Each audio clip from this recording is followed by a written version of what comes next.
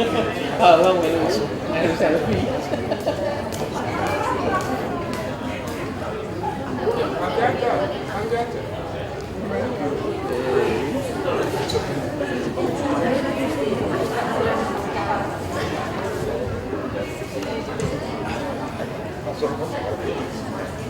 Mohon perhatian, sebentar lagi kuliah perdana akan kita mulai. Mohon untuk dapatnya mengambil tempat. Yang masih ada di luar juga kami mohon untuk segera memasuki ruangan. Kami persilakan Pak Bambang untuk mengambil tempat dan Prof. Taswa.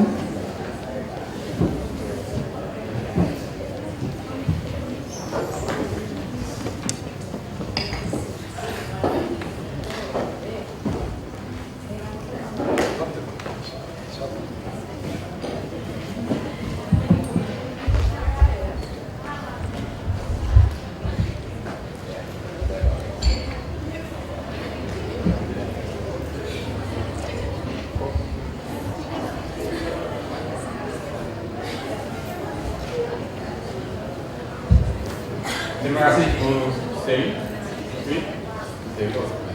Bapak dan Ibu sekalian, Assalamualaikum warahmatullahi wabarakatuh.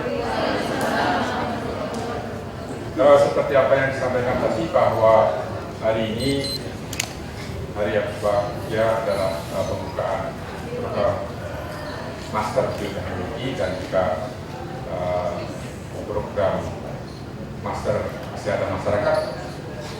Dan ini adalah kuliah perdananya yang nanti akan diawali oleh Prof. Soerachman, dan sebelumnya saya akan perkenalkan, bacakan dulu CV-nya, nanti lecture-nya in English. So, I would like to just introduce Soerachman to the audience. So,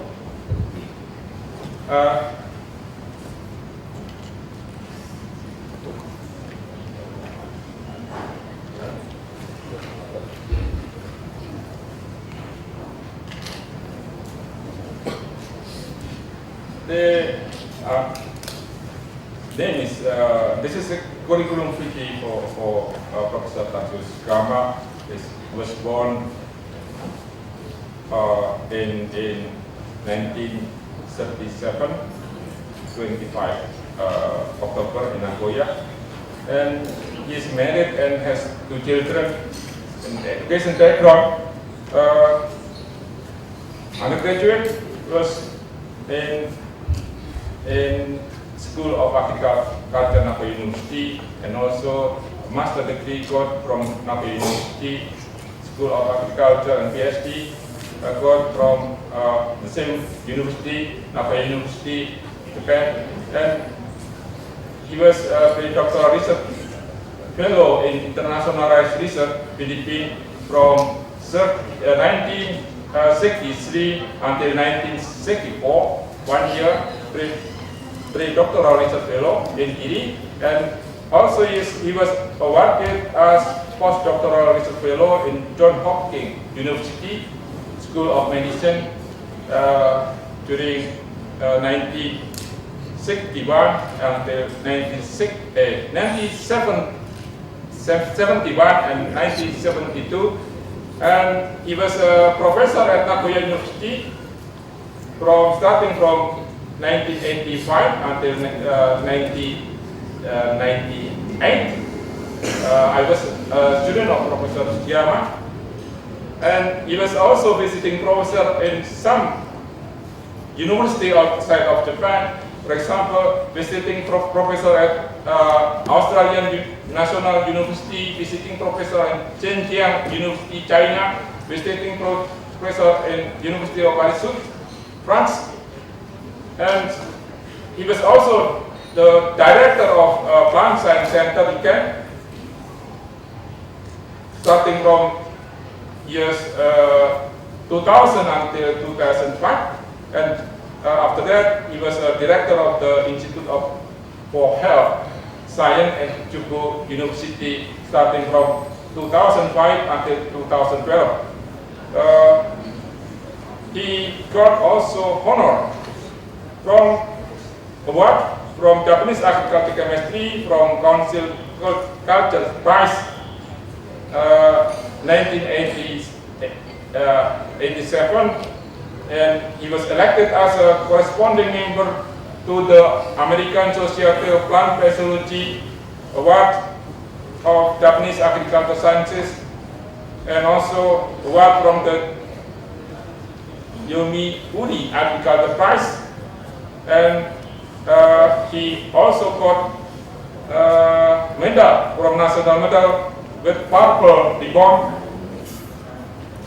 and also got the medal from the Order of the Secret Treasure, good play with the next ribbon in 2013, and he was editor for some journal, for example in Plant Physiology, and also he was editor-in-chief for Plant Cell Physiology. I think all of us know about the Plant Physiology Journal and also Plant and Cell Physiology, and he was also the president of Japanese Society of Plant Physiology starting from 2000 until 2001, and he also committee membership in the government. For example, a member selected committee of Center for Life Science and Excellence of Japanese University, and also a member of subcommittee for handling modified organisms in experimental research, and also a member of Council for Science and Technology Policy Cabinet Office, and also member of Biotechnology Strategy Council in Cabinet Office 2002. I think if I read all of this CV will take more time, so I think it's just a brief introduction for Professor Sugiyama. So I think we can start the lecture until about 2 hours. So including including discussion. So please take your time. Thank you, Bamba-san, for introducing me, but I think that's too much. But anyway, smart party. I'm very happy to be here again. That's Universitas Chamber with a beautiful tropical campus. My first visit to this university was in 2000 on the occasion of ceremony of opening a new master course in agronomy. And since then, in such a short time, during 15 years, quite rapid development of the university here really surprised me. I admire such a rapid pace of development comes from the efforts achieved by all the university staffs and students. So anyway, let's start my talk here. So you can from this.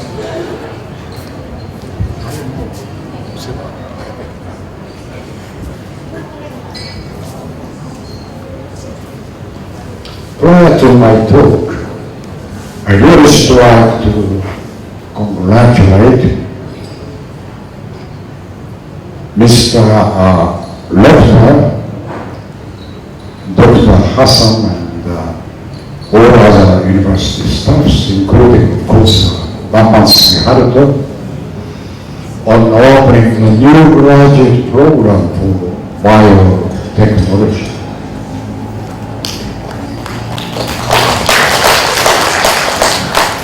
I really hope that the university forms a center of excellence in the frontiers of biotechnology and the fostering of research in the future.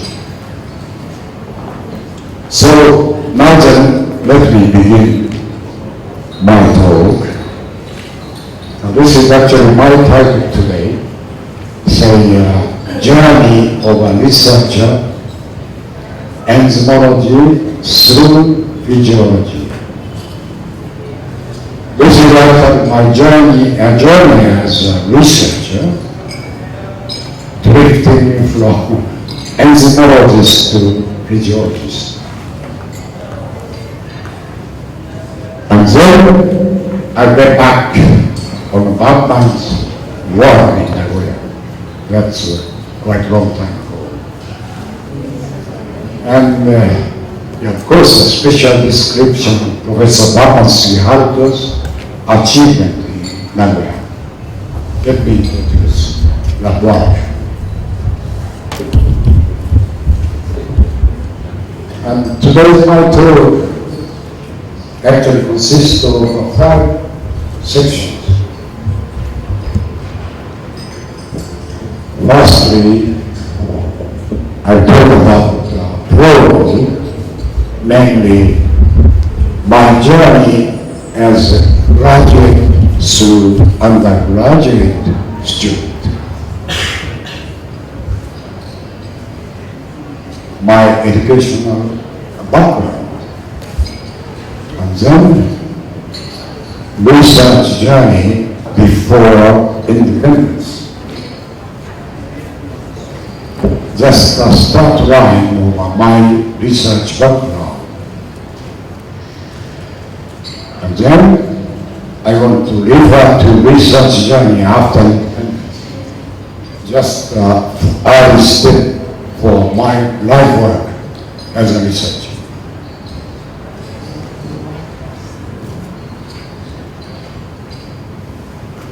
And then I talk about research journey in my developing period. Of course, as I told you, I just refer to the journey of Mahasiswa Haruto from the University of Japan. He joined me in the lab as a graduate student. And finally, I'd like to talk about expectations to students and young researchers. Okay. And by the way, do you catch up my English? If you see a problem or trouble, don't hesitate to interrupt me anytime, okay? So let's begin first session.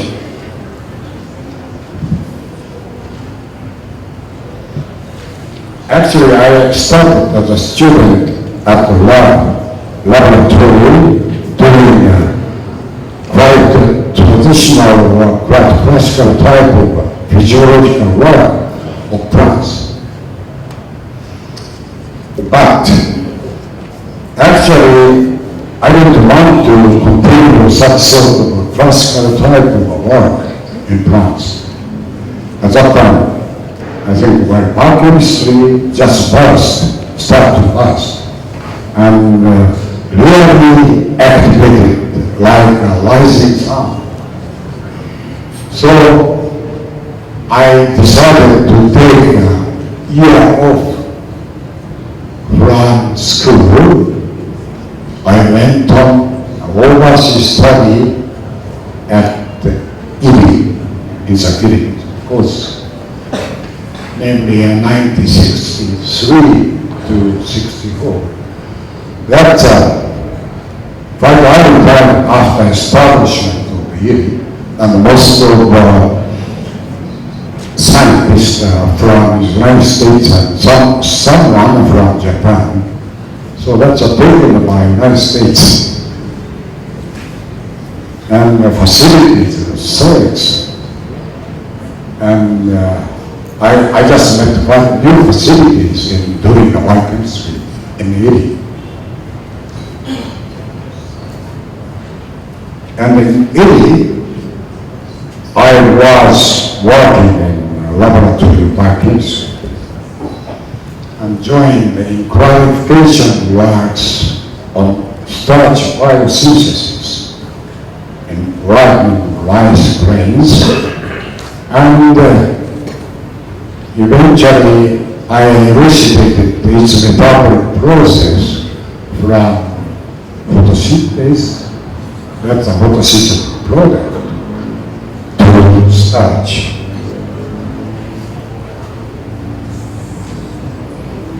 Just summarized in a simple pathway,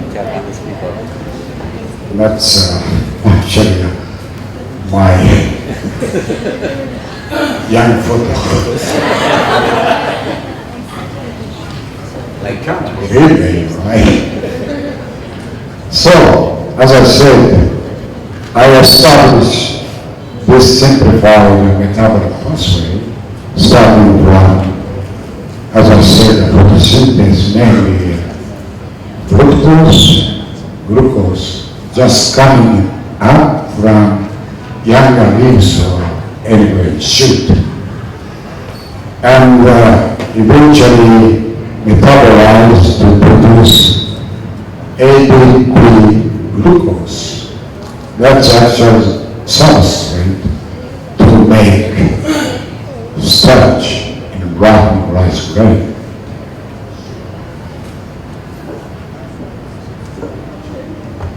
But anyhow, I studied very hard work.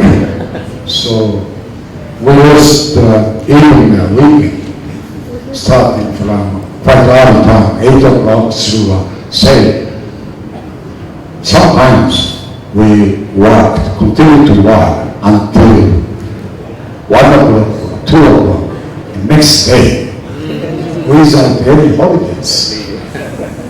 But sometimes I think we need such heavy or hard training, particularly in young students.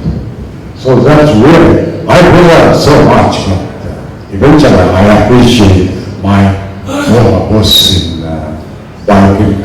biochemistry.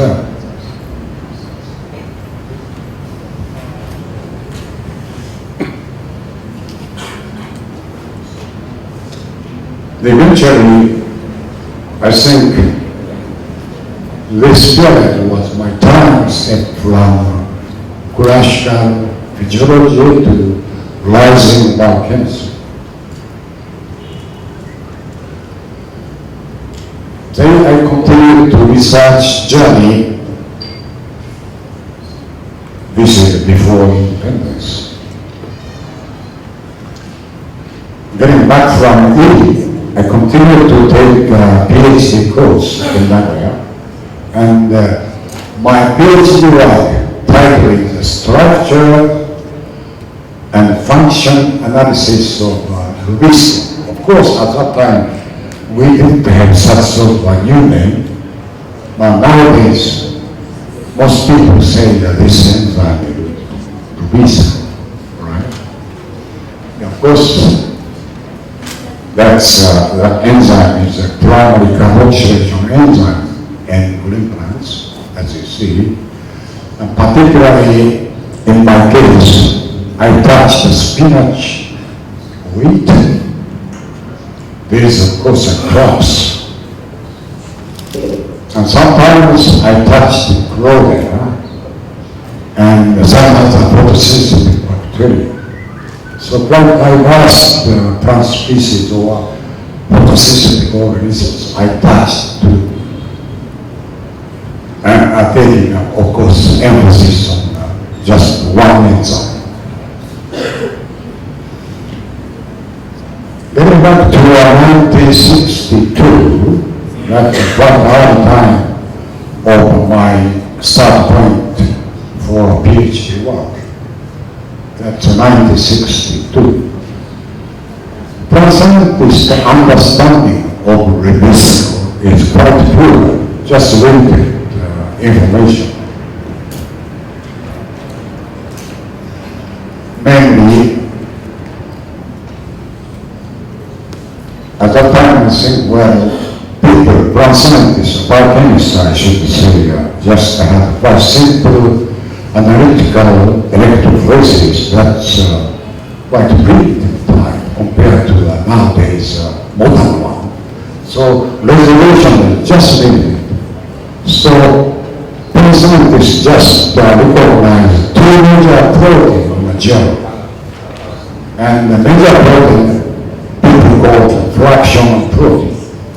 Right? As I said, this is really major protein.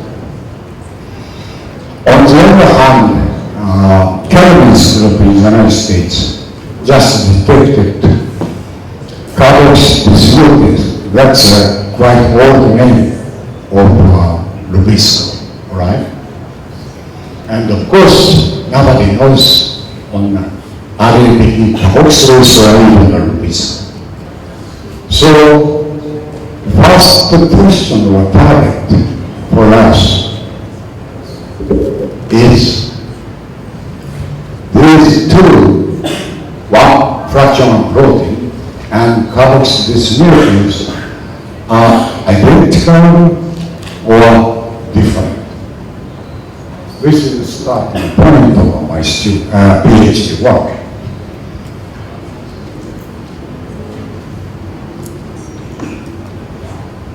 Oops.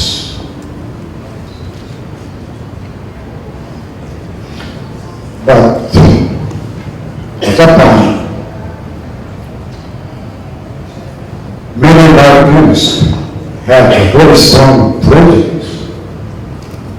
They say that enzyme must be extremely minor component as a protein because of catalyst, right? So most biochemists didn't believe this is carboxy dismutase is actually a fraction of protein. So eventually I found, or I decided to think about these fraction two proteins, namely fraction of protein and carboxy dismutase, must be synonymous, same. And then I just succeeded to clarify what to do a comparative analysis of enzyme properties and solid structure of Rubisco. And eventually I found RNP carboxylase at that time name of Rubisco consists of two different types of subunits. This lies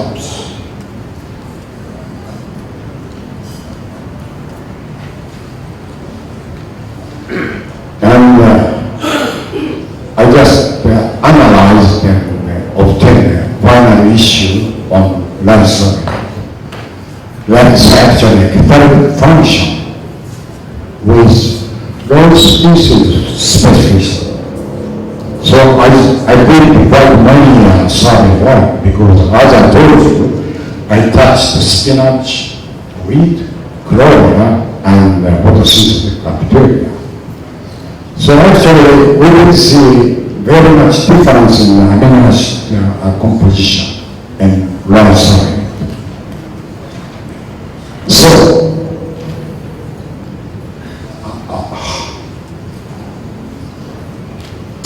yeah.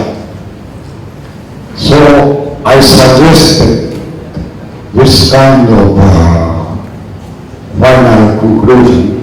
Lysine must be encoded by chloroplast,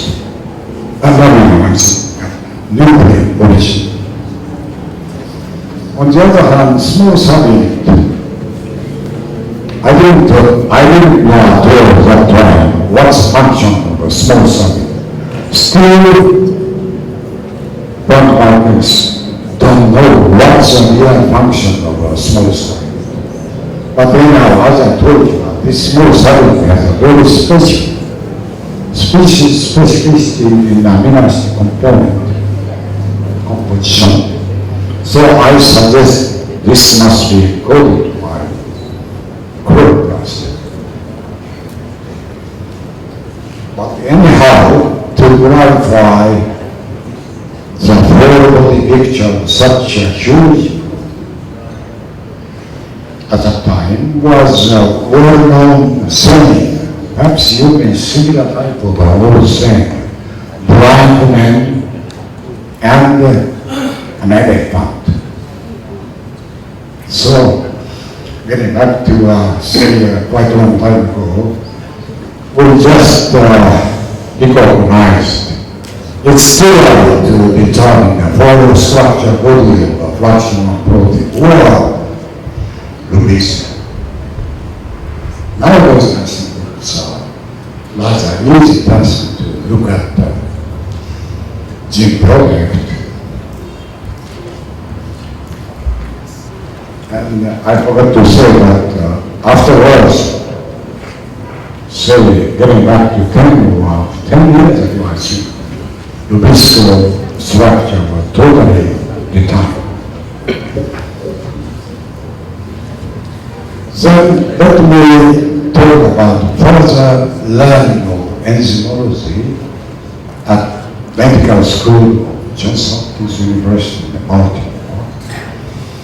I stayed the 71 to 72, so spent just 1 year. This is why I so quickly left Baltimore. I will tell you later. At that time, I think these laboratory members and my former supervisor in Johns Hopkins, this is Professor Billy. And this professor is actually a postdoc of Professor Billy, who got Nobel Prize in chemistry field in what time? Yeah, 64, right? At that time, I think some of you must know Professor Billy's work, but his laboratory just qualified that fatty acid synthase in animals actually consists of enzyme complex. That's a strong point why he received Nobel Prize. So after reading from Professor Williams' work, this Professor Daniel Lem still stick on enzyme complex as a concept. So the guy, the professor, really pushed me to do such work in his lab. So this is actually my research target is structure functional analysis of HMG-CoA synthase and essential sideways, two enzymes. Just launching this quite early process from cholesterol, starting from acetyl-CoA, passing through these two enzymes, and finally animal tissue produce cholesterol. Okay? So you can see, as you can see, I just touched the two enzymes. In the early time, we had chicken liver as a starting material.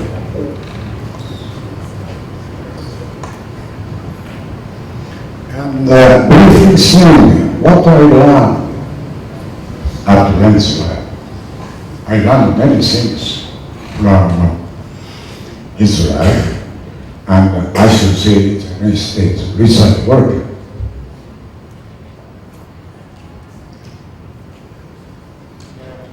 Primarily, I think I learned very much science. What's a science? A relation between science and social contribution.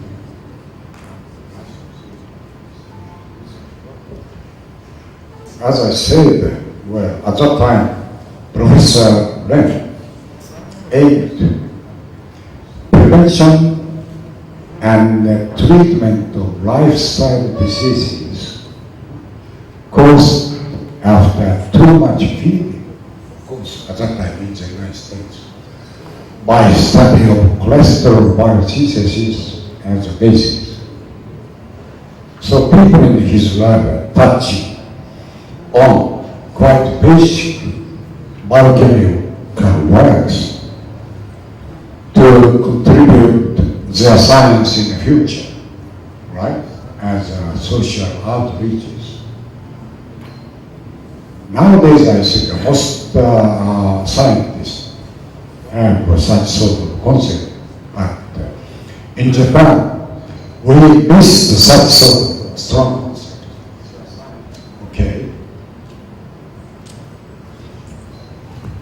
And then I learned very much importance of combined knowledge with logic.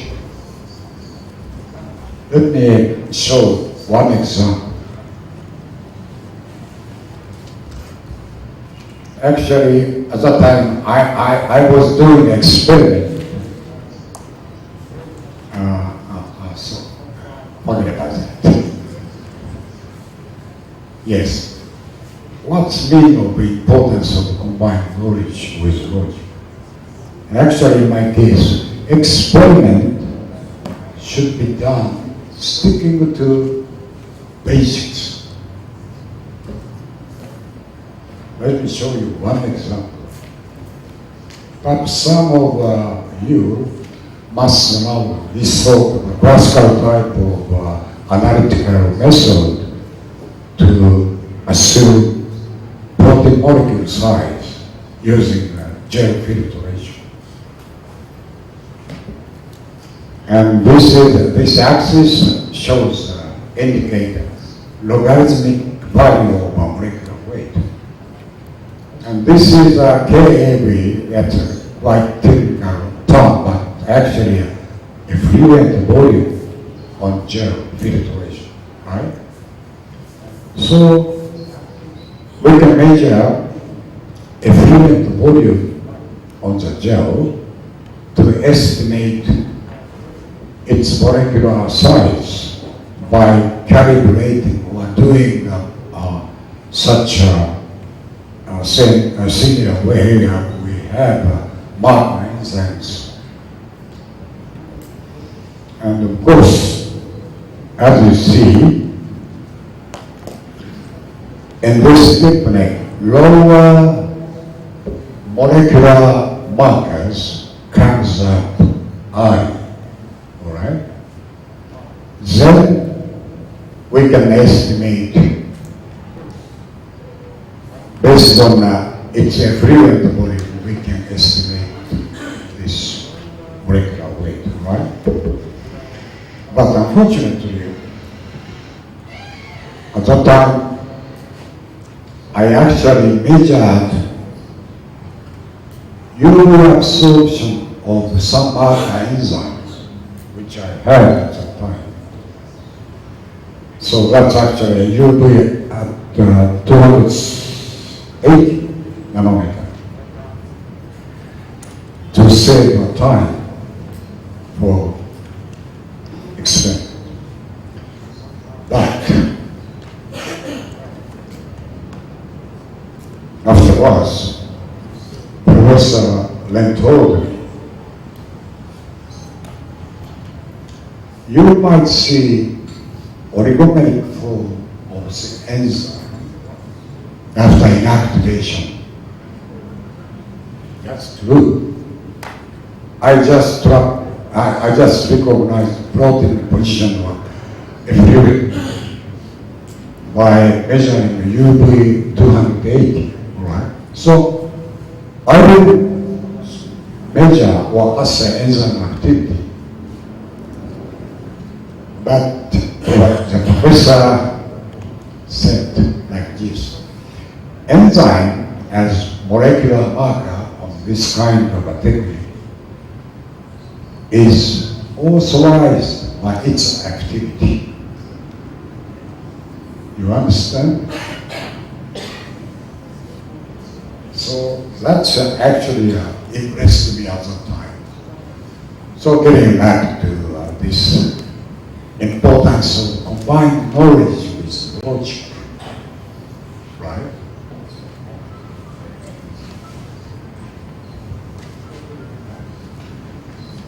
Okay, now then we move to my research journey after independence, namely after coming back to the United States. I focus to say something. And I spent 10 months in his lab, and I succeeded to purify my enzymes, 2 enzymes, just given from Professor Ren.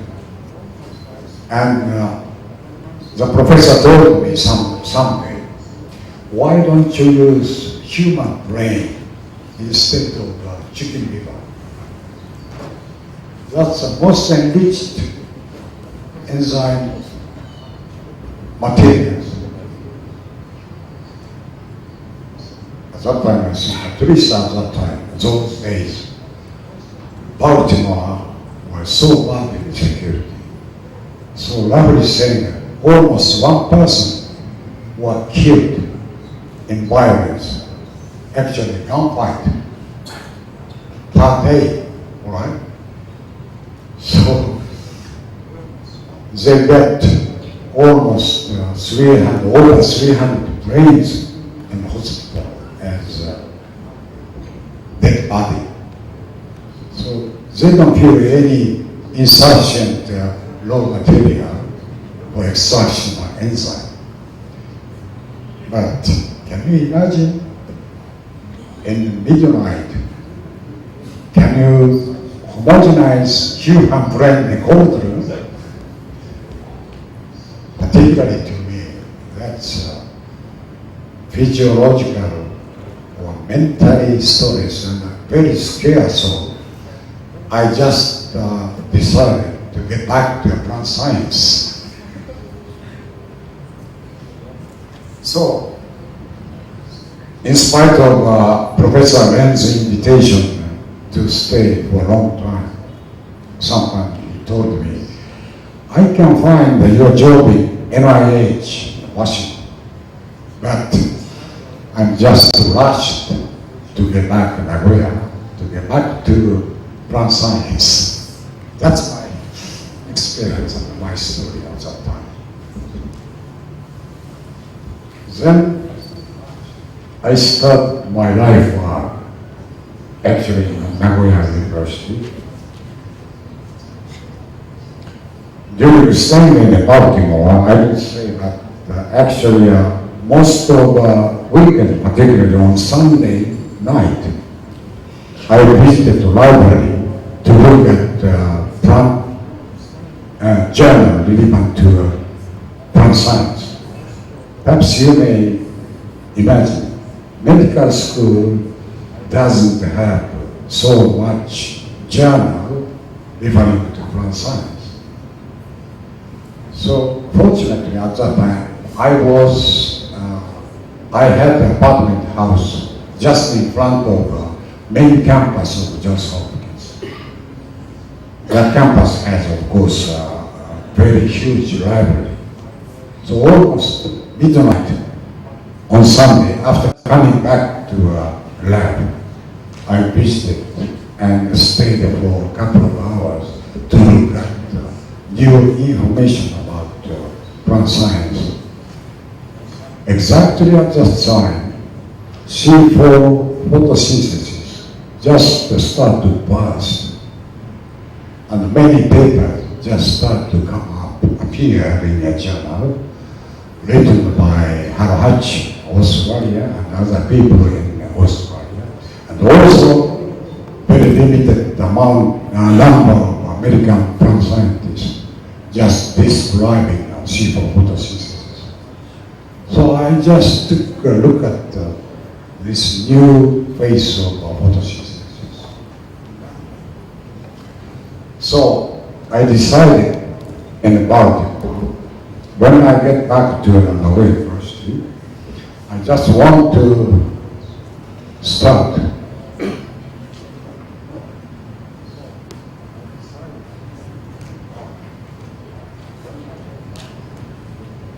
Yeah, I forgot to mention about this sort of thing. So during staying in Baltimore, I am an Asian people, of course. So sometimes in such a case, we have this sort of nationalism, right? Compared to the United States, our people in America. As I said, even at that time, most people are just struggling against traditional diseases after taking too much food.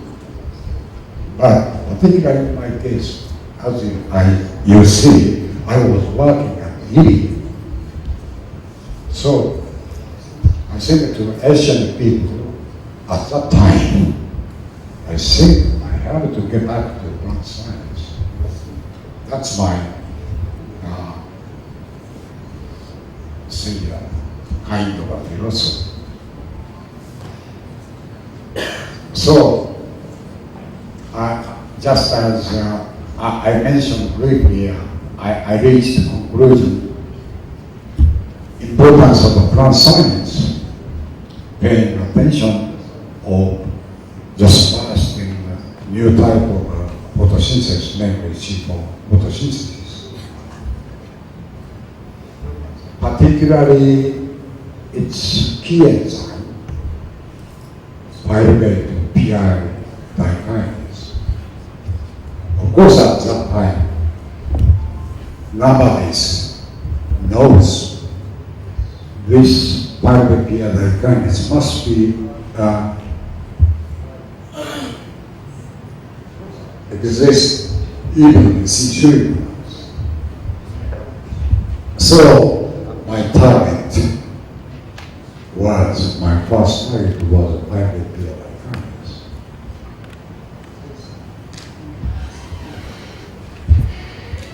More, I desired elucidation of the behavior of C4 enzymes in cells,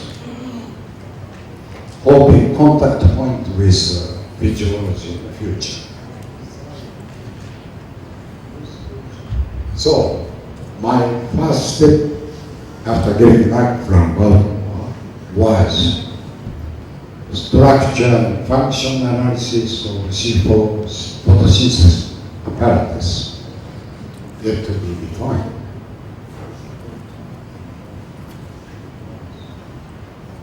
Perhaps you may know, I show you, this is a simplified C4 carbon acylation pathway. C4 plants has actually two different types of photosynthesis cell. One is we call mesophyllous.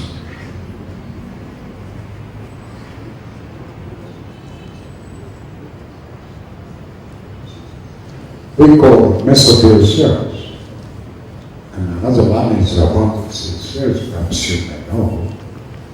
And carbon dioxide just coming mesophyllous cells and catalyzed by carbonic anhydrase to produce bicarbonate. This is it. And then primary carboxylation enzyme in C4 cycle, namely pepcarboxylase, combined with substrate to oxaloacetate. And then oxaloacetate eventually converted to so-called C4 acid to send bundle cells. And this C4 acid produced carbon dioxide, and remaining part is just converted to C3 acid. And this carbon dioxide incorporated in the carbon cycle decarboxylated by people known as the Rubisco, right? And the Rubisco, as you see, as you know, is secondary carboxylase in carbon benzyl cycle. And after converting it to C3 acid up here, this acid is direct to mesophyll cells and converted to pyruvate. And then pyruvate PMI kinase convert this pyruvate to phosphoenol pyruvate, consuming ATP, and eventually pyruvate kinase produce PP and AMP plus pyrophosphates. Okay, so as I said, I just paid very much attention to clarify structure function of this pyruvate kinase, mainly using cone, mace. And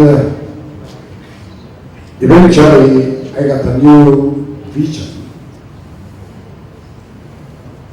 obtained through enzyme studies, particularly on pyruvate kinase, and also I clarified the structure and function of C4 special phosphoenol pyruvate carboxylase. And I found basic pyruvate kinase as well as C4 carboxylase are so-called cold labor enzymes.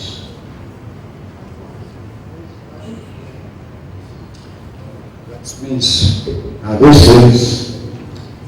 this axis is the remaining activity of these two enzymes. If we place incubate this enzyme solution at the cellular room temperature, for instance 22, activities of this enzyme just keep constant, no decay at all, quite stable. Okay? If we dip enzyme solution of these two enzymes in ice, the activities was quite quickly, the enzyme will lose quite rapidly, like this, and the potential curve, right? So in most cases, if you keep this enzyme solution in ice, you don't see any activity remaining.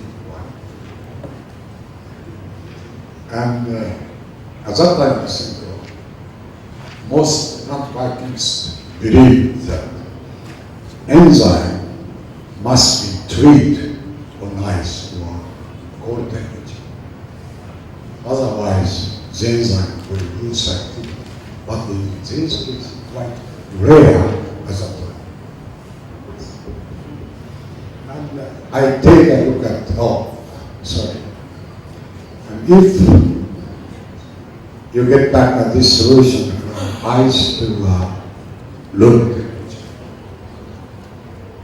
the enzyme recover activity quite rapidly, like this way.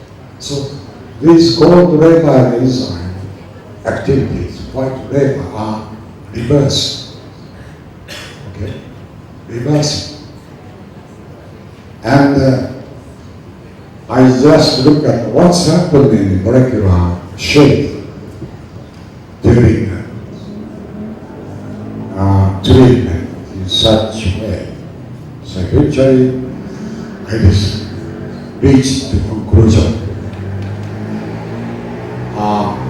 These two enzymes, namely a pyruvate dikinase and the C4 carboxylase, consist of four identical subunits, making a tetramic form. This is really active enzyme form. But under cold temperature, this tetramer just dissociate dimer in most cases if enzyme solution is deep on ice or a bit of longer time, this tetramic form totally associated into monomeric form and losing activity, right? But on reburning, this dissociated subunit totally recover its enzyme activity of its tetramic form. And almost at the same time, I recognize enzyme in vivo must reflect function in cells. So I measured photosynthetic rate of single maize reel and measured photosynthesis rate varying temperature, air temperature, I mean. So, as you can see here, this is a maximum Arrhenius plant, right? This axis is the log of photosynthesis rate. And of course, as I said, this is empirical measurement, right? And this axis, that's absolute temperature. In most cases, or regular case, I should say, you will see a straight linear line. But this is the case for maize reel, right? You see a breaking point around 12 degrees, right? In such way.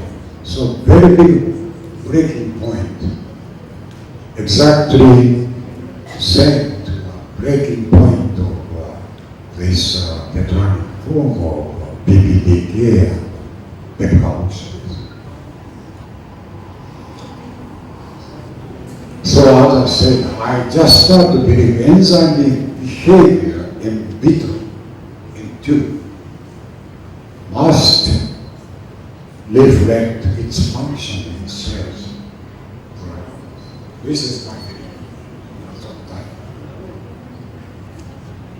So afterwards, I just pursued to catch up evidence to support the view that enzyme behavior in vitro must reflect its function in cells.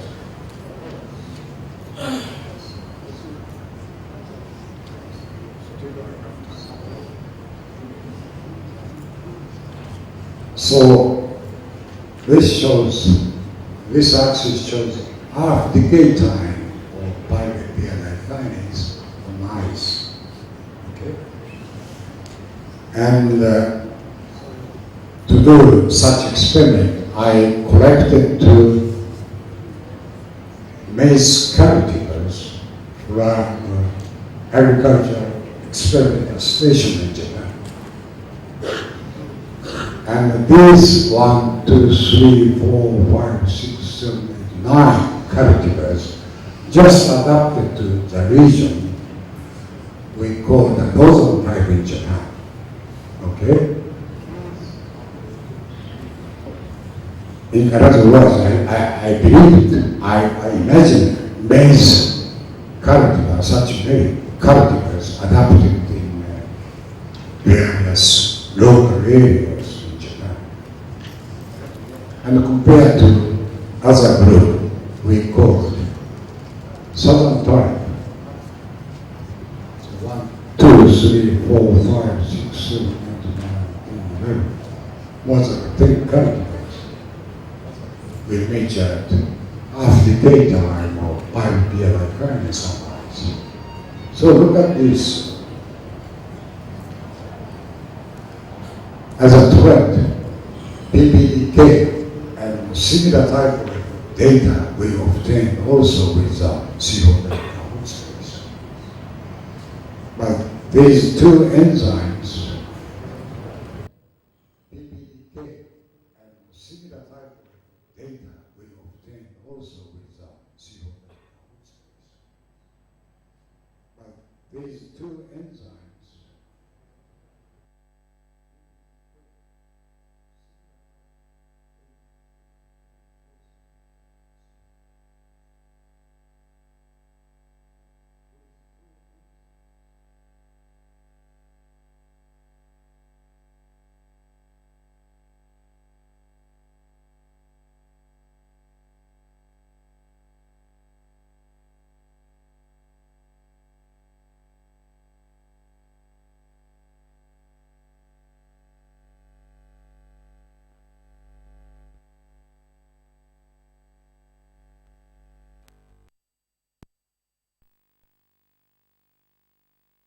for information. Properties of C4 photosynthesis apparatus occupy a quite bulky part of total nitrogen in B. This is a simple summary of such sort of a profile.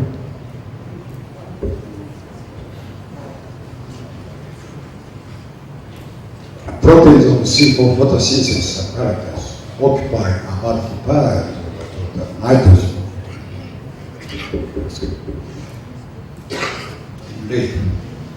This is it. Okay? And among the living protein in a plant protein, in photosynthesis, involved in photosynthesis apparatus will be such large occupation. Most of 80% of the total living protein, soluble protein, just occupied by C4 apparatus enzymes as a protein. So, our next target, what's regulatory mechanisms to determine nitrogen investment specific to such major proteins in plant.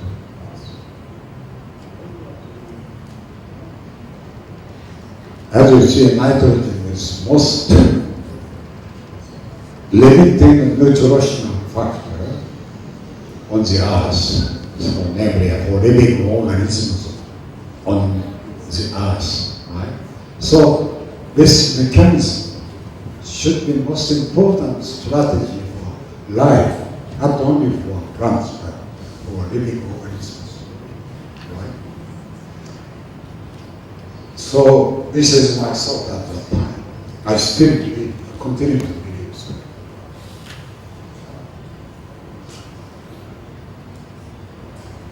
So after then we extended the studies to elucidate cellular function of nitrogen assimilation enzymes in C4 plants, seeking a crosstalk with carbon assimilation. As I mentioned, we just pursue only carbon assimilation enzymes, but after then we extended this sort of a study to nitrogen assimilation enzymes and caused C4 plants. Consequently, we succeeded to elucidate profiles of their enzymes in maize, as you see in next slide. This is simply showing a summary of our conclusions of, let's say, biochemical and functional studies in the civil problem.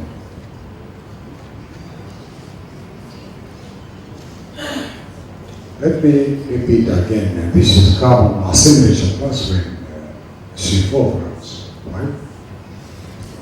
And this is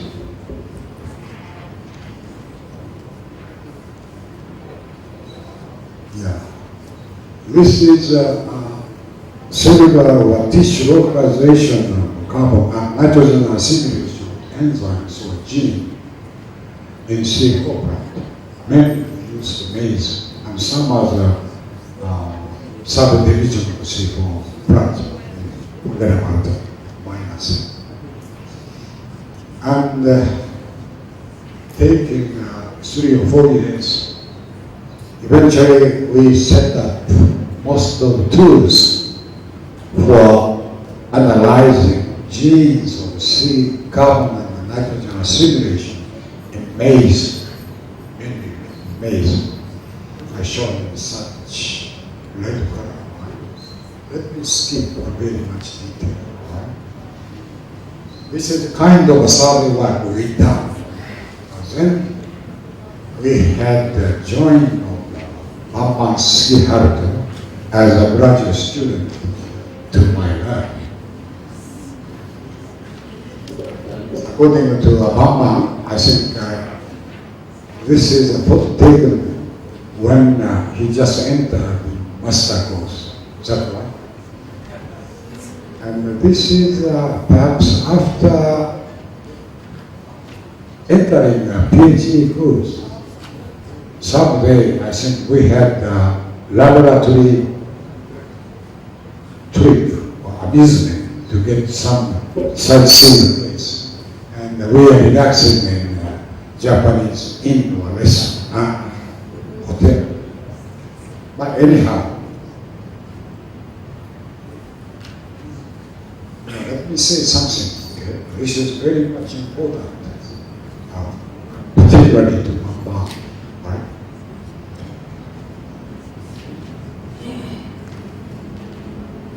Just putting this phrase before entering the PhD course, we promised few things. Otherwise, I wanted to kick out him from graduate student. What's that? I said, put mind to teach science to your student without taking a position of administration.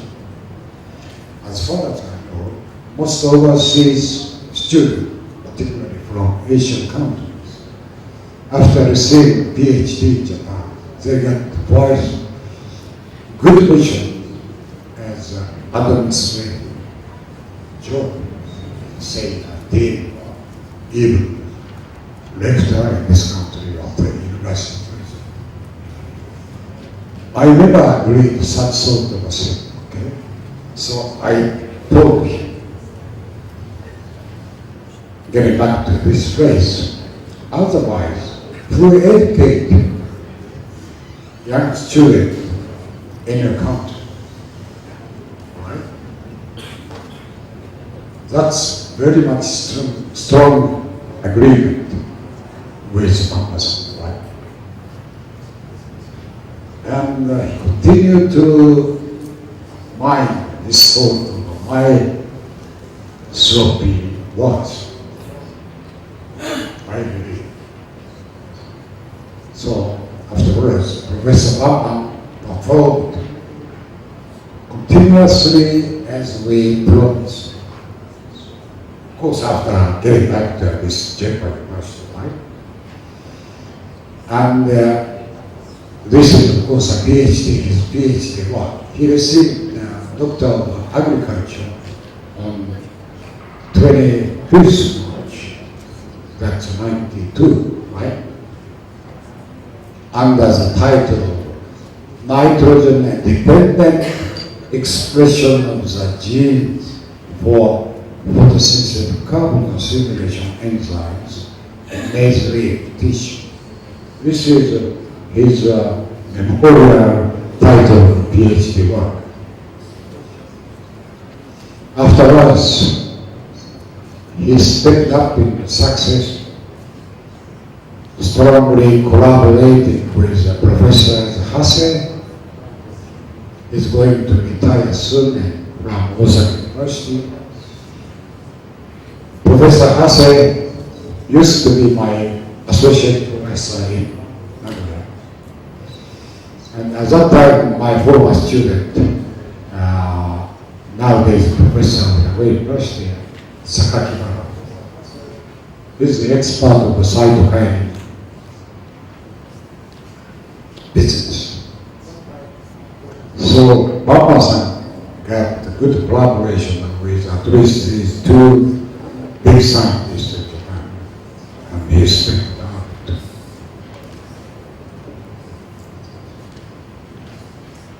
Now then, we'll see what's nitrogen dependent gene expression.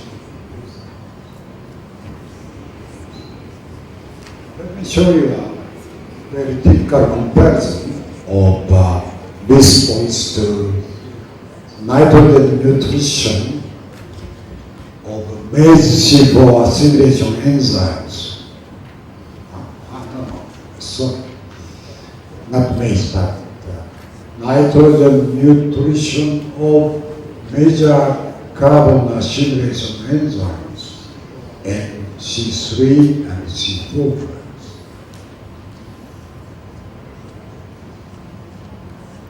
Remind that the major leaf protein in C3 plants is rubisco, right?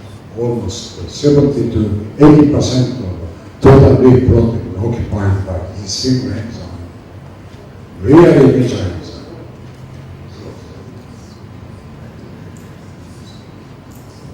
But, as I told you, in C4 plants, rubisco, pepcarboxylase, and PBDK together comprises of a major protein, soluble protein in it, right?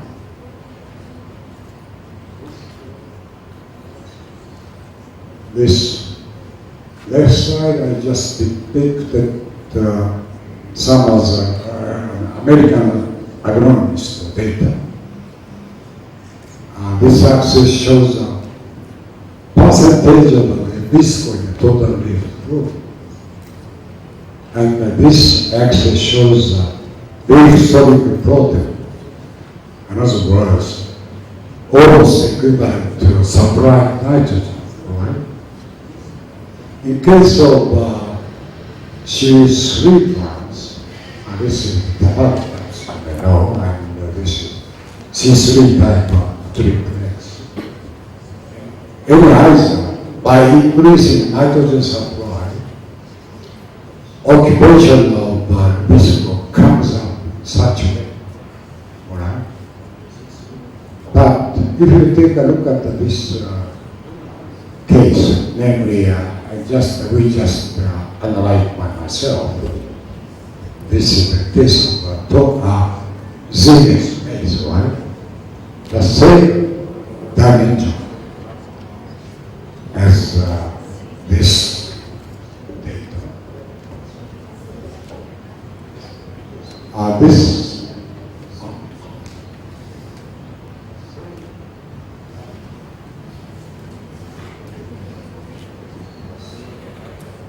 is like battery, perhaps. I don't. Never mind.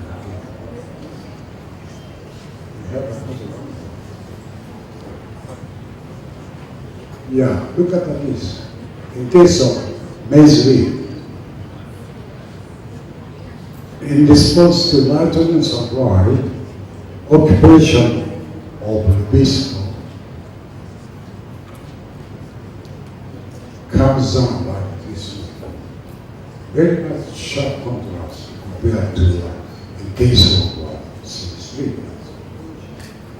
Instead, these two C4 photosynthesis apparatus enzymes, 5-API kinase and pepcarboxylase, just come up like this way, just similar to the case of the visco 3.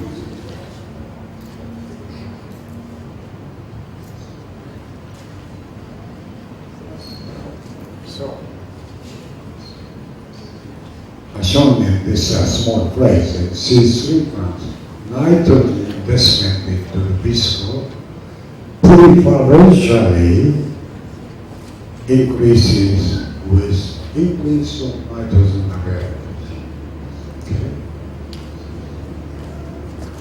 But the base, as I said, preferential investment in two enzymes, PBDK and pepcarboxylase, with increase of nitrogen availability, while nitrogen investment into the visco decreases.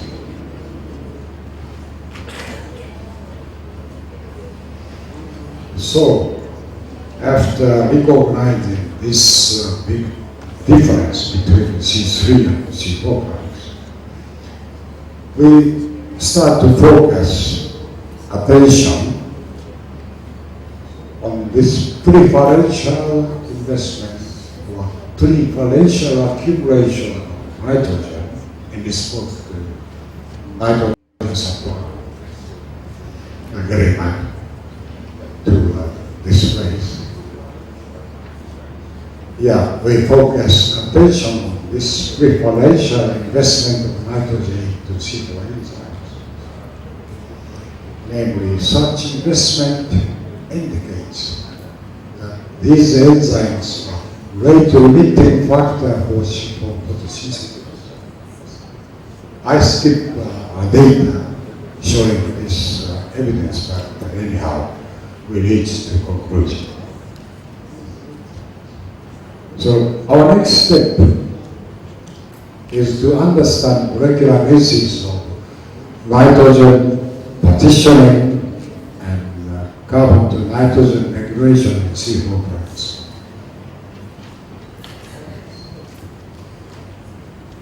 So prior to stepping in such sort of analysis, we did some sort of preparation of analytical tools of C4 carbon and nitrogen assimilation enzyme.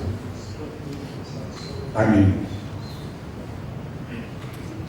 from the viewpoint of gene analysis for further study.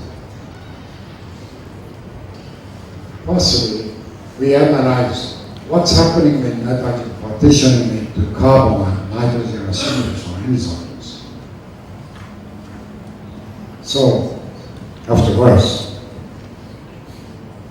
it took 1 or 2 years, we established our experimental system to solve our next problem.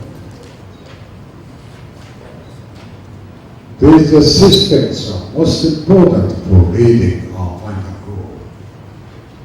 One is in vivo system for amplification of gene expression and reproducible results. So this axis is relative value of C4 carboxylase protein, right? And this is a leaf cut. One single leaf, we just cut 5 millimeter or something in distance, just a chop. And this is actually done by Bambasan. And we found the carboxylase accumulation in such a developed youngest maize leaf. In such a leaf, I think the total number of the cell just constant, right? Doesn't change at all. So, during during recovery process from nitrogen storage, he just take a look at the change of percarboxylase amount along with a single lead in such way. So everybody recognize in the basal part of this specified lead change in the protein amount very much amplified. So this is quite important experimental system. Otherwise, if you take a whole leaf or four sequence, any parameters must be diluted to show just average value. So difference, if any, it must be very tiny. But if you take a look at such a system, you can see amplified change of target molecular gene expression. So this is quite time-saving and money-saving system. And much better. Oh yes. Yeah, if you analyze change in parameter, as I said, yes, take a full leaf, as I said, you get the value averaged and see tiny changes in the value. You agree? This means you must repeat same analysis several times to get reliable data, right? And consuming money for energy. So, establishment of this in vitro system was really important for us.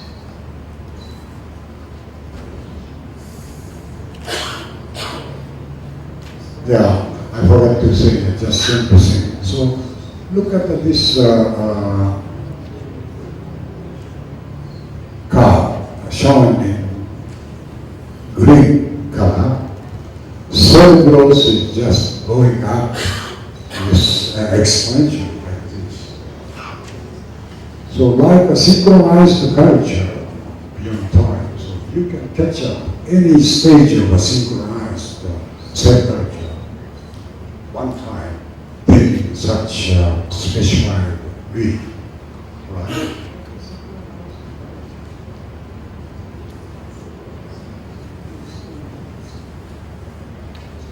Yeah, like a synchronized culture beyond time. Page segment in a brain as a really good target for analysis. And another tool we established is to look at the gene cloning and lambda versus system using nuclei isolated Raman messenger cells causing sequence. And this is a case of a lambda versus system. We succeeded to isolate a nuclei Raman messenger cells specifically. And in this system, we can take out look at the isolation of the nuclei and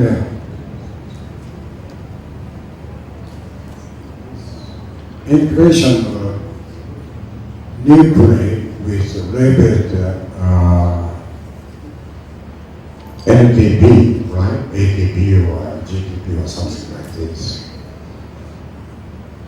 So finally we can just measure transcription rate of a specified target gene, right? So, after pursuing such sort of establishment of an experimental system, we continue to pursue molecular mechanism of nitrogen dependency for gene expression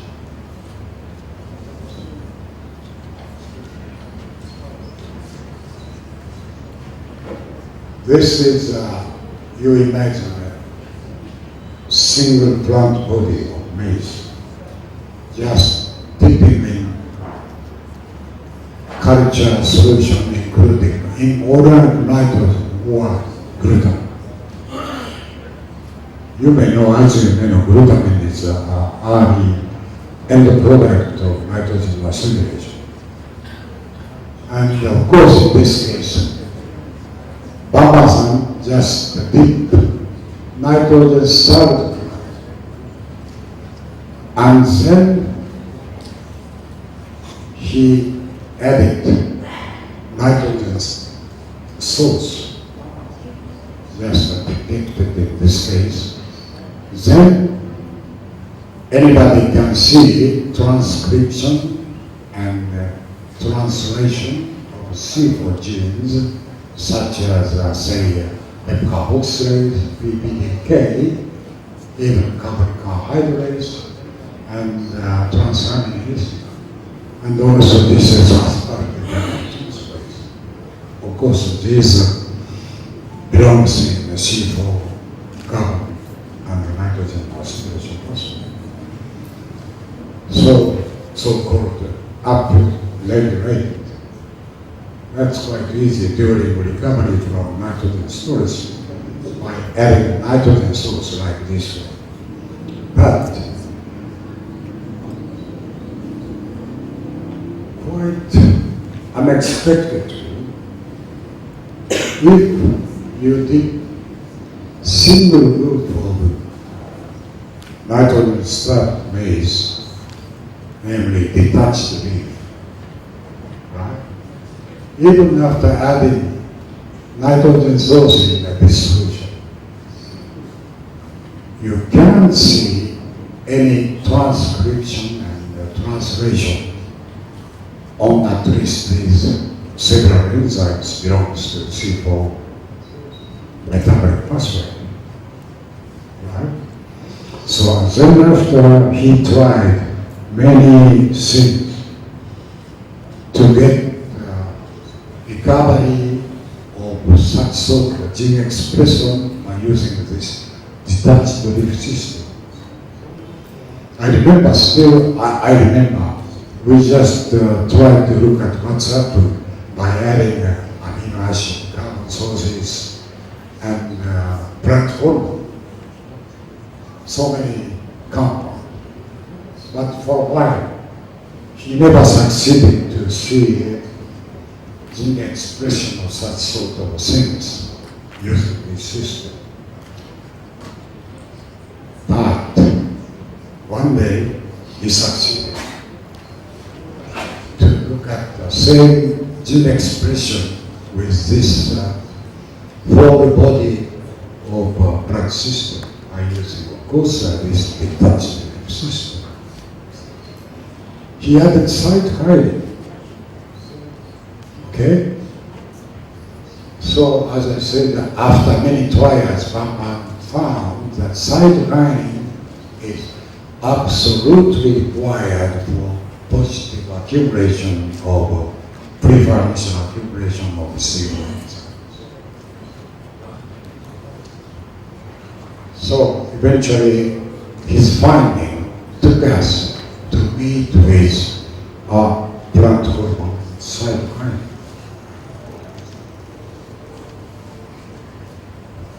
Finding by further analysis that the transcription of C4 gene is totally dependent on cytokine.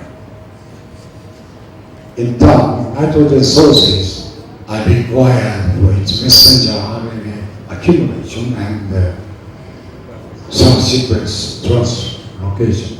So, Bamba-san succeeded to elucidate what's the function of cytokine and gene expression starting from transcription and translation.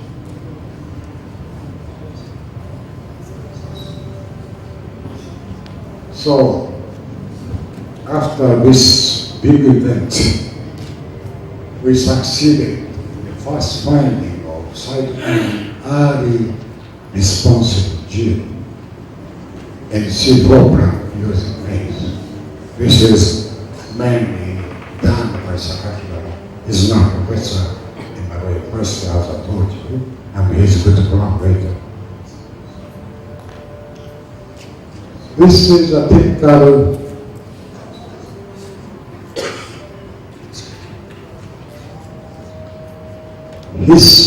histidine aspartate phosphorylated transduction in bacteria. My colleague in the university clarified this things using the bacteria. And simply, let me just explain briefly. In the case of E. coli, since I catch up by this transmitter, this is actually protein kinase. And after dephosphorylation, this P phosphate, phosphate transfer in relay is containing phosphotransfer, they call HPT, and eventually catch up by receiver response regulator, right? And then E. coli change cell action. So this is a similar transduction pathway of some sensory input in E. coli. And the first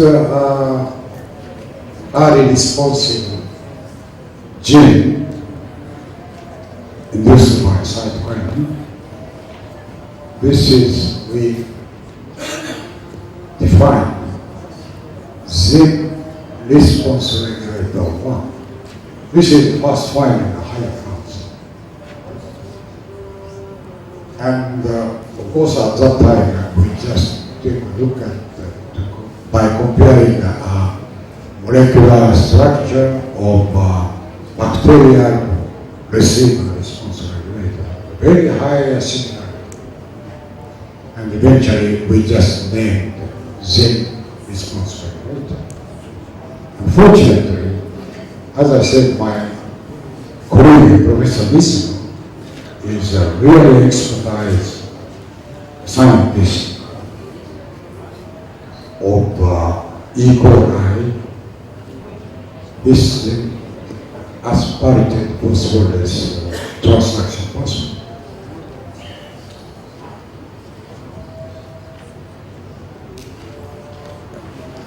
And very much interesting story, let me tell you. This catch-up identification of cytokine early responsible gene is actually determined by or identified by undergraduate student in my lab by doing a differential this way. So she's a quite talent in doing such sort of quite fine work. But anyhow, after conducting some more experiment, yeah, I'm sorry, I skipped a detail in this part, but anyhow, our conclusion is as follows.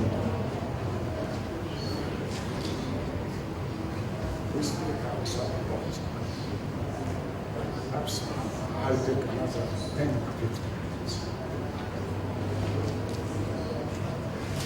After conducting some more experiment, our conclusion is like this. ZIM-RR1 immediately is induced very much specifically by cytokine, never induced by other platform, and synthesized in the roots in response to nitrogen availability. So at this moment, I reached the conclusion this ZIM response regulator 1 record must be internal signal of nitrogen in C4 plus. And this is perhaps you may know. I just picked up the basic structure of cytokine. Structure is very simplified, but cytokine group, so many different molecules. So at least over 20 molecular species, people just recognize these cytokine. And as you see, this is yellow color structure is so-called basic structure, and the red one is side chain. So side chain is, has some sort of diversity, making a 20 molecular species in the cytokine.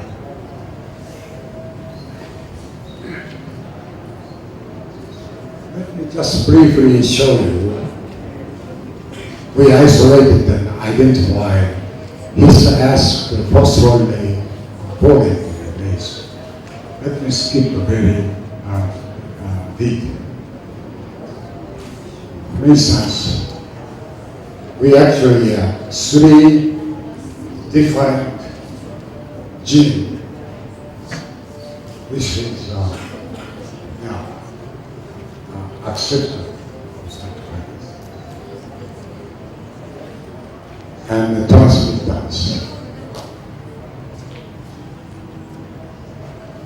and the response regulator.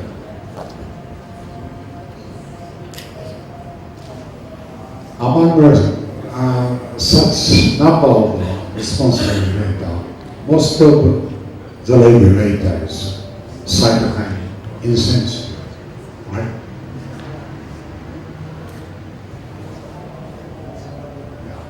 This is cytokine insensitive. I'm sorry, I got description. Most of response regulator in maize are cytokine sensitive, but 3 actually molecular gene species are totally cytokine insensitive. I now forget about that sort of detail. And finally, we proposed mechanism of regulation of nitrogen response C4 gene by nitrogen availability. So as I said, this meeting with the cytokine, we appreciate, thanks to Dr. Bamba again. And one phrase, our thought, our concept, cytokine must be a route to leave internal signal of nitrogen availability. This is the full body of a simplified cartoon, right? And this is the root. You imagine this is the xylem and leaf, of course, a cycle of photosynthesis. And as you see, most of C4 gene just expressed in this tissue, needless to say. And if we have nitrogen sources outside, of course, in the solution to this whole body of plant, then in roots and some part of the xylem at the bottom, some molecular species cytokine induced by this nitrogen source. So you can have in such a case nitrogen, ammonia, urea, even other amino acid compound, for instance, aspartate or something like this. Anyway, any nitrogen source, as far as we checked out, induce cytokine species in this part. And then, among several species induced by nitrogen sources, very specifically, ZR, zeaxanthin ribosyme, just go up this way, and then trapped by this two-component phosphorus system, eventually leads to nitrogen responsive C4 gene expression. So let me repeat again. Cytokinin is a route to the internal signal of C4 of nitrogen availability, C4. And I will not mention about for instance, what's the case in the situation? Same thing happening in rice and Arabidopsis, like Kuliah, particularly in Sakakibara, just check sort of similar things happening even in these regions. Right? And afterwards, they identify what sort of a cytokinin gene specifically induced by cytokinin in such case. I skip such a detail, right? Yeah, as I mentioned, we isolated cytokinin biosynthesis enzyme afterwards in plants, which is first success in plants. At that time, we think, well, for instance, annual review of plant physiology that's published by ASPE. One review article says, some plant biochemists just start to doubt that plant itself can synthesize cytokinin. So that means, well, as you see, the bacteria has cytokine biosynthesis gene. So some people just start to believe cytokine must be a synthesized bacteria and then move to plants. But our group succeeded to isolate cytokine biosynthesis enzyme in glucose. So that's about the travel I drifted, starting from enzymologist or biochemist through higher order of function of plants, namely physiology, plant physiology. Sometimes I think close enough to agronomy equipment. Finally, let me mention about my expectation to you, student and young researchers, right? This is my motto. Learn from plants, utilize plants. Actually, I started to put this motto during my work as a director of Plant Science Center, Plant Science Center, yeah, okay. This is my motto, our motto. Learn from plants, utilize plants.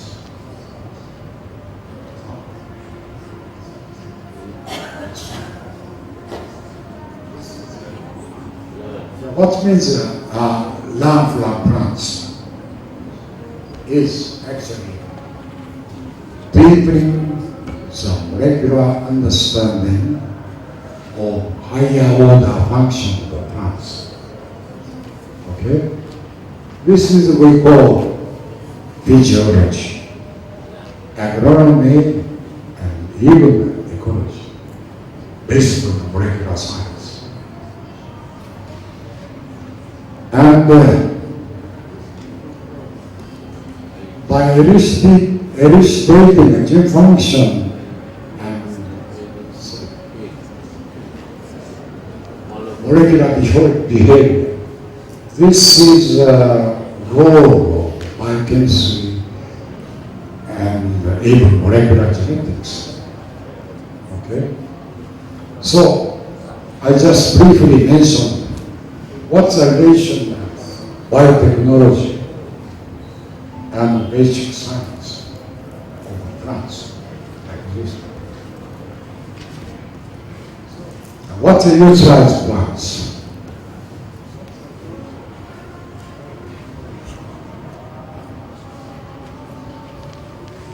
That's actually a social usage of such basic fruits for better living and eating. This is what we call biotechnology. So simply saying, I would like to give you such sort of my expectations and what's the relation between basic science and social outreach. So getting back to our work, we just continue to work to get basic understanding of the plant function.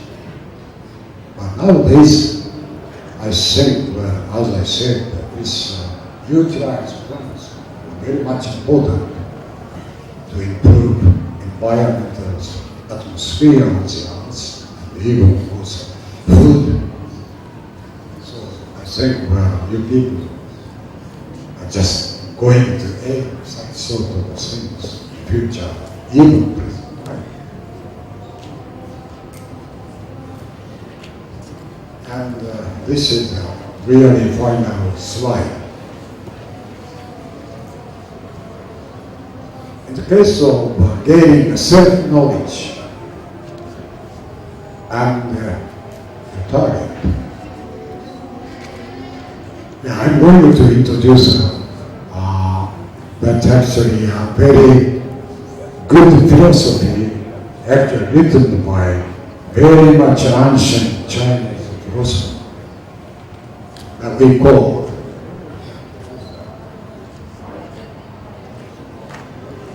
this Su Zui.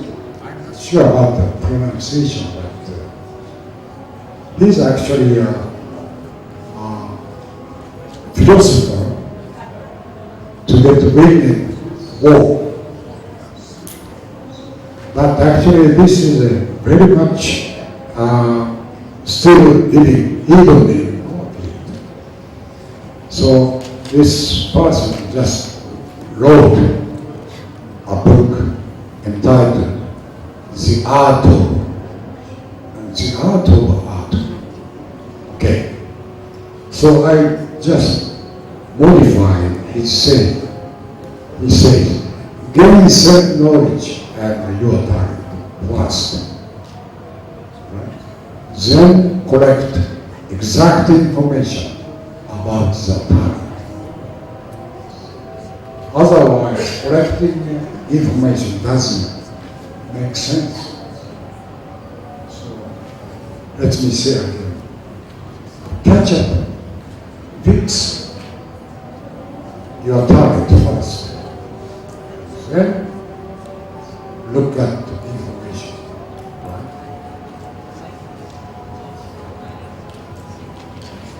And I really hope all of you are just aiming towards reading science and technology, retaining a sense of identity and one heart.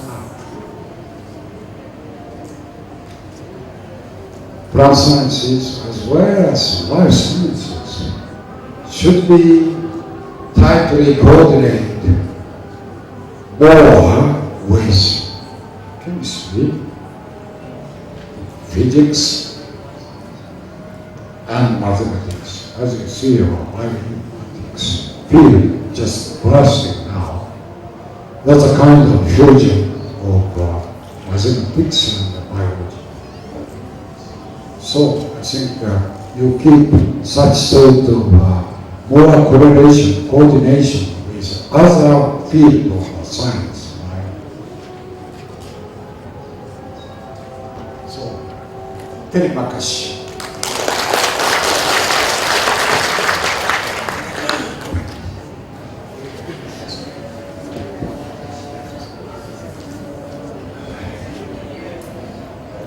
So, thank you very much, Sensei.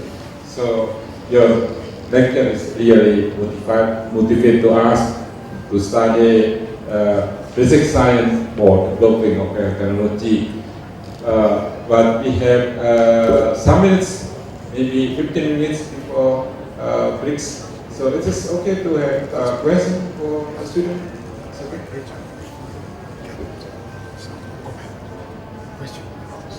Okay. So if you have question or something, suggestion or something, please raise your hand and we have some minutes. So do we have a question?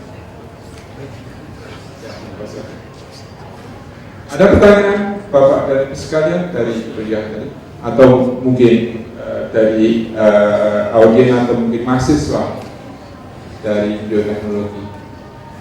Silakan. When you have some comments or question, you can talk to the Papa in your language, right? And even after my getting back to Japan, you can ask him to respond your comment and message, okay? Ya, bisa bertanya dalam bahasa Indonesia dan bisa translate baik dalam bahasa Inggris atau mungkin Nyonggo. Silakan Pak Habibie.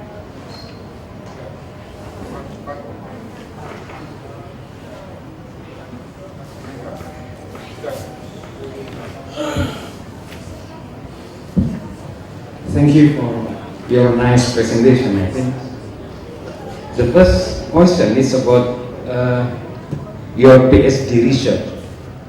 You assume that there are many proteins that's the same with Rubisco.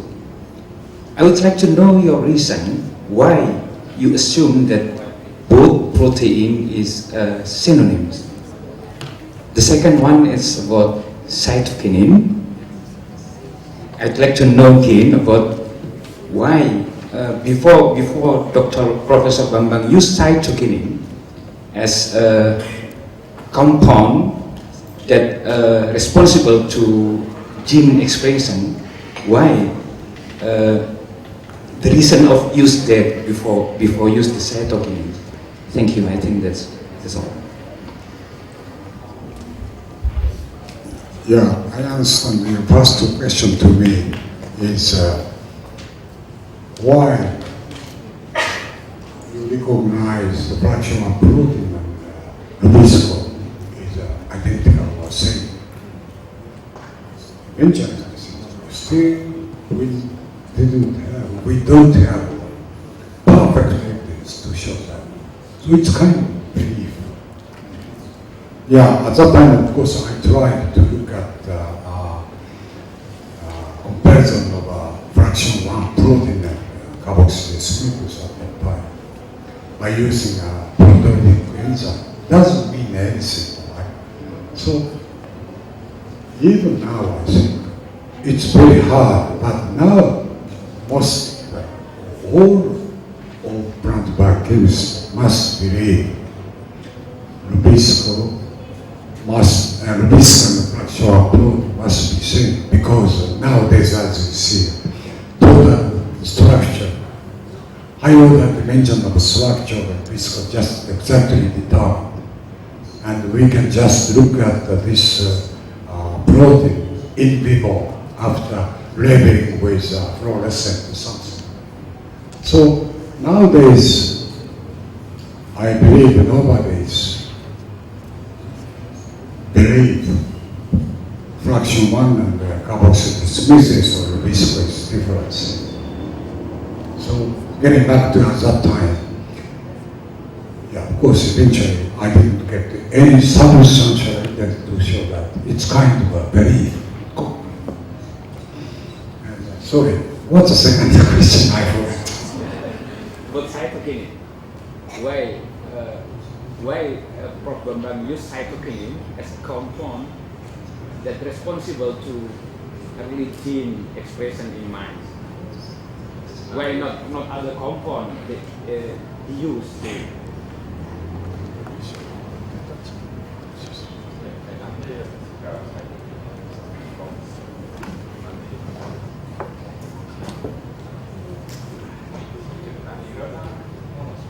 Yeah, as I said, I think we just had many variety of compound to get to take a look at, or just recovering of gene expression that way. And as I said, amino acid, sugar component, and mixture of these, and including some of the compound, namely white hormones, but only cytokine. After I can't remember that kind of a question to Bamban's answer.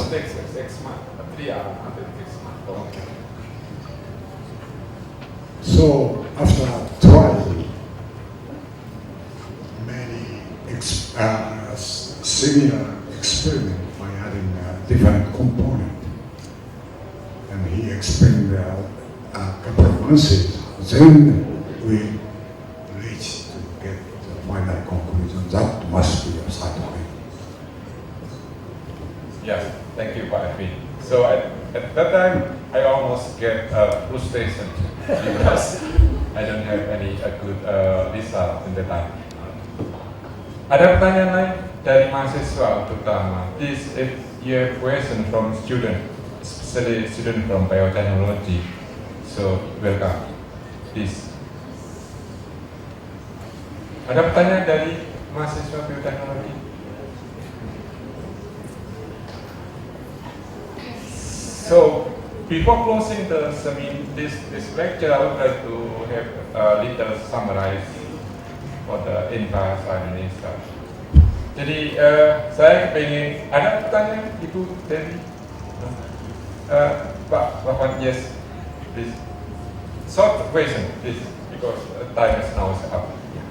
Thank you for the nice presentation. And from beginning until to the end of the presentation, you had explained that there is a relation between the nitrogen and photosynthesis. And finally, you found that cytokinin has an important role for the induction of several photostatic related gene expression. Does it mean that if no cytokinin, no photosynthesis? Is that true or not? I mean, if there is no cytokinin at all, means that photosynthesis is absent. Is it correct or wrong? Thank you.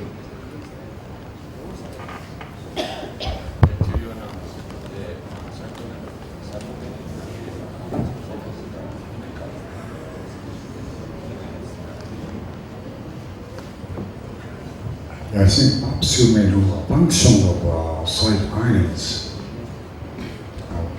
So many widely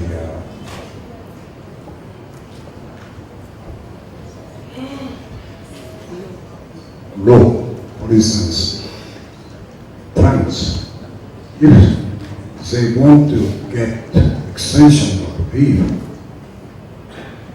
in such a case, cytokinin really required to get to do things.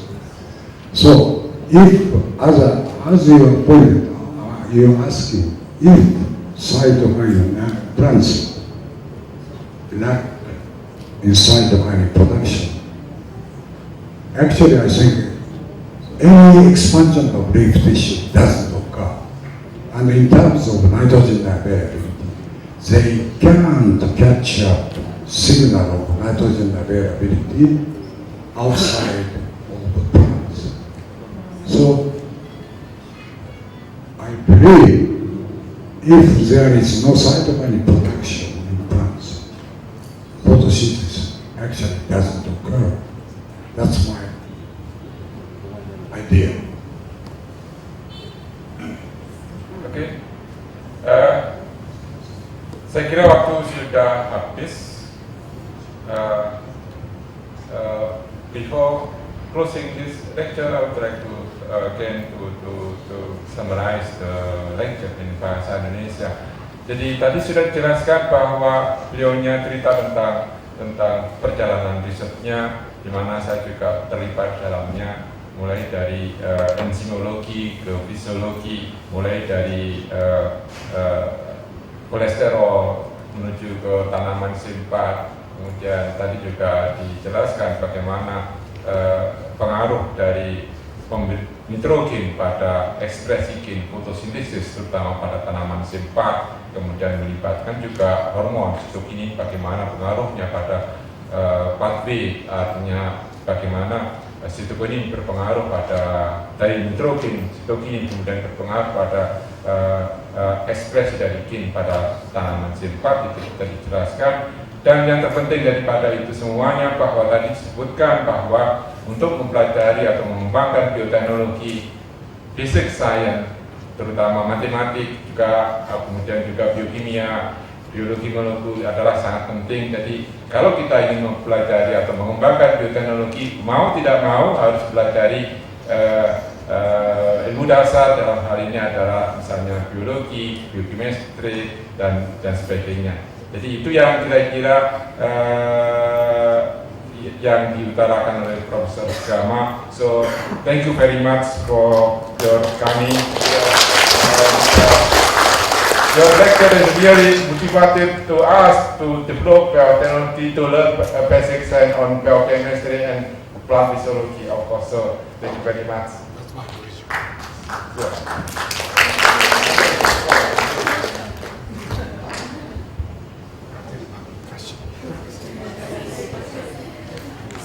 Kalau mau foto bersama, let's have a picture together in the front here.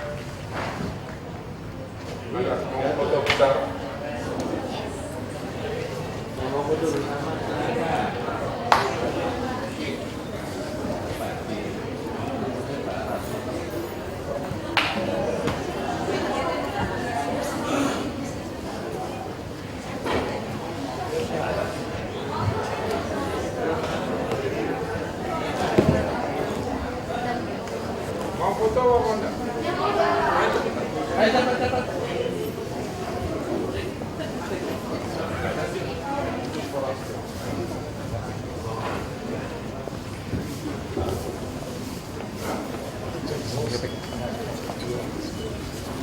Kamera mas, kamera mas. Satu kamera biar nanti tanya.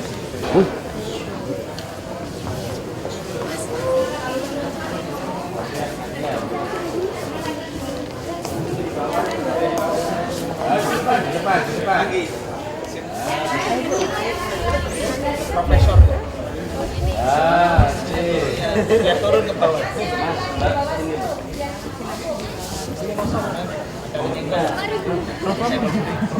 Pak Bambang, di tengah Pak. Pak Bambang di sini. Pak Bambang, tengah, Pak Bambang tengah.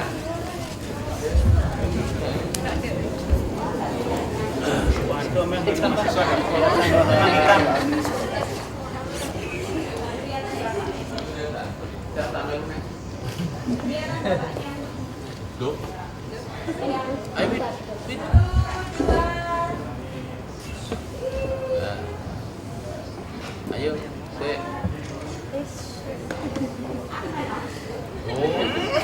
ini nggak ada sih foto. Ayo. Foto sebelum foto dilarang.